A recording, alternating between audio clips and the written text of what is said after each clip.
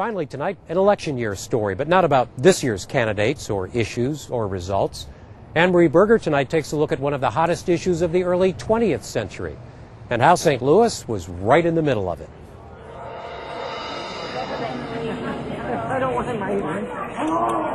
Nobody wants to waste their time by standing in a long line. But this isn't just any line. And for these people, standing in it is a privilege. Okay, you may pass your ballot. Okay. Now for us, especially those of my generation, it's almost impossible to imagine that there was a time when voting wasn't a universal right, that there was a time when women couldn't voice their opinions and vote for candidates and issues that matter to them.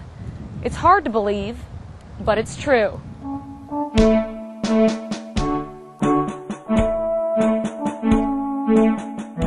In fact, there was a time when women didn't have many rights at all.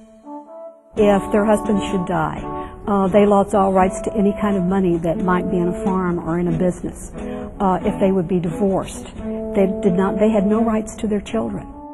It was because of this lack of freedom that during a time when it was socially unacceptable for women to speak out, there were a few brave women like Elizabeth Cady Stanton, Lucretia Mott, Susan B. Anthony, who spoke so loudly they started a national movement promoting women's rights. It was the 1840s, and they recognized that women's rights began with their right to vote.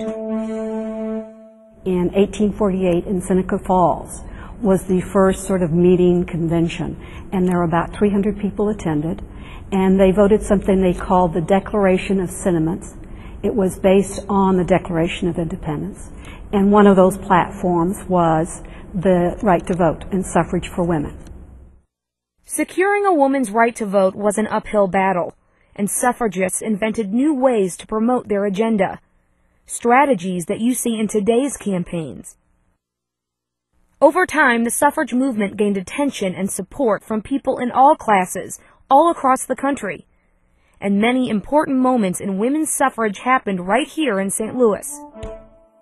At the beginning of the 19th century, lawmakers wanted to leave the issue of women's voting rights up to individual states. But suffragists wanted a federal amendment. In 1916, the Democratic National Convention was held in St. Louis, and suffragists from across the country saw the convention as an opportunity to make their issues known. So what they did, there were 5,000 women here in St. Louis at that time, and the delegates stayed for the most part at the Jefferson Hotel, and they went to the Coliseum, and the women lined the street on either side with yellow umbrellas and yellow sashes. They didn't say anything. They had symbols that said "Vote for Women," and they were there simply to protest, to make a statement that women should have the right to vote. And it was called the Walkless, Talkless Parade. Their silence was heard loud and clear. In 1919, though the law had not passed Congress yet, women knew in their hearts